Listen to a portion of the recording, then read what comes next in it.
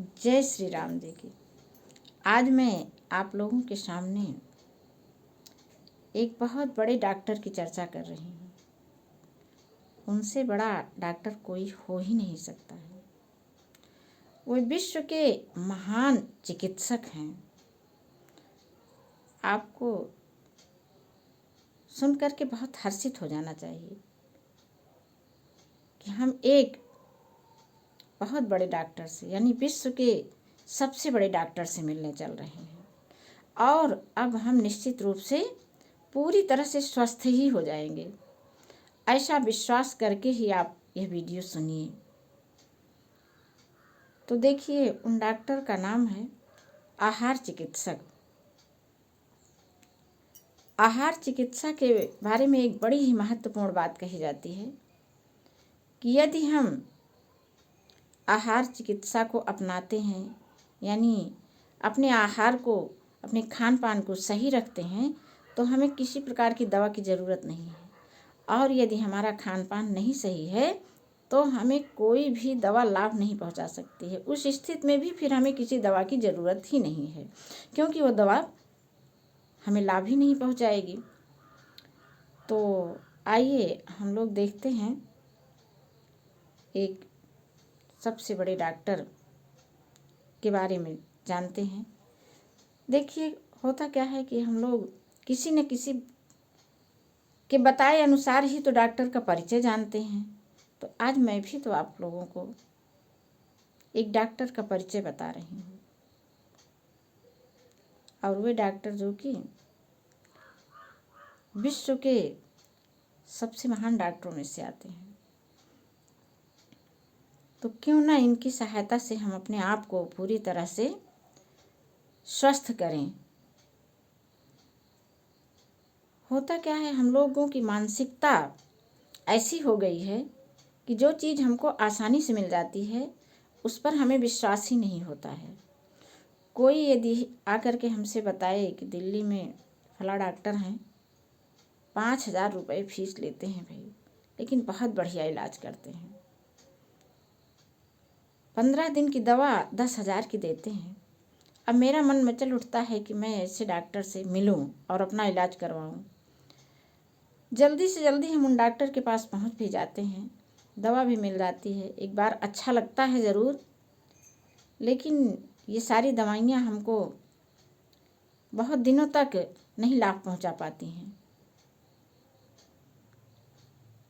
लेकिन मैं जिस चिकित्सक के बारे में बात कर रही हूँ, इनकी सहायता से, इनके द्वारा इलाज करके हम सभी लोग पूरी तरह से स्वस्थ हो सकते हैं। अपने शरीर के सभी छोटे बड़े रोगों को हटा सकते हैं। तो आइए हम लोग जानते हैं, बहुत थोड़ा सा परिवर्तन करना है अपनी दिनचर्या में, अपनी आहार शैली में। हम लोग जो भी खा पी रहे हैं वही खाएं, लेकिन बस थोड़ा सा उसमें परिवर्तन कर देना है।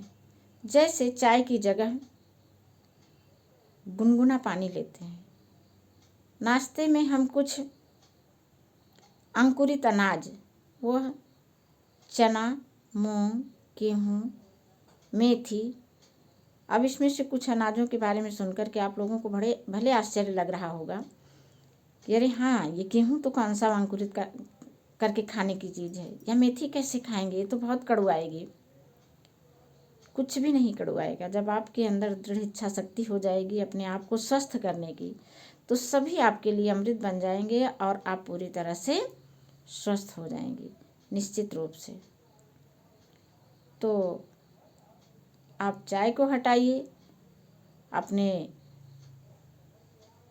रसोई घर से ये जो बाहर के नाश्ते आते हैं पैकेट बंद, डिब्बे बंद, इनको भी आप हटा दीजिए। और कुछ चीज़ें हैं कि जिनका सेवन धीरे धीरे कम करिए। एकाएक तो नहीं हटाया जा सकता है, लेकिन हम चाहेंगे तो वे धीरे धीरे करके हट ही जाएंगी। जैसे चाय, चीनी, मैदा, रिफाइन, और ये जो नमक आता है पैकेट बंद, ये वाला भी ठीक नहीं होता है। इसके बदले आप सेंधा नमक का प्रयोग करिए, कम खाइए। और सेंधा नमक भी ले आइए तो वही बड़े बड़े जो टुकड़े में आता है उसी को लाइए, अपने घर में उसको पीस करके तैयार करिए। भाई स्वस्थ होना है तो इतना करना पड़ेगा। यही कुछ चीज़ें हैं कि जिन्हें हमें बहुत ही ध्यान दे करके अपनानी है। भोजन में भी दाल रोटी हम आराम से खा सकते हैं, हरी साग सब्जी खाएं और उतना ही खाएं जो हमारे पेट के लिए बोझ न बनने पाए, और जिससे हम सुबह जब मल विसर्जन के लिए जाएं तो हमारा पेट बिल्कुल साफ हो जाए। साफ होने की अनुभूति ही कुछ अलग होती है, और जिस दिन यह क्रिया सही से न हुई उस दिन पूरा दिन बेकार जाता है। तो इसी से आप अपने पाचन क्रिया की पहचान कर सकती हैं कि आपका पेट बिल्कुल साफ रहे, जो खाएं वह पच जाए। भोजन को आप आधा कर दीजिए, पानी को दुगना कर दीजिए, उससे भी अधिक आप हवा का सेवन करिए, लंबी गहरी सांसें लीजिए और महसूस करिए कि हम प्राणवायु अंदर ले रहे हैं, हम स्वस्थ हो रहे हैं। और एक चीज़ जो सबसे बड़ी बात आती है कि हमें हर जगह अपनी खुशियों को देख लेना है, यानी हमें अपने आप को प्रसन्न रखना है। ऐसी ही दिनचर्या को आप अपना करके तो देखिए, कितना बड़ा बदलाव आप महसूस करेंगे।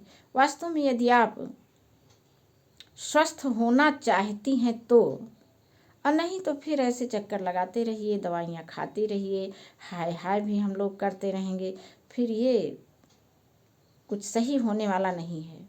सही करना है तो आप इन्हीं चिकित्सक की सहायता लीजिए और अपने आप को स्वस्थ करिए। जय श्री राम जी की।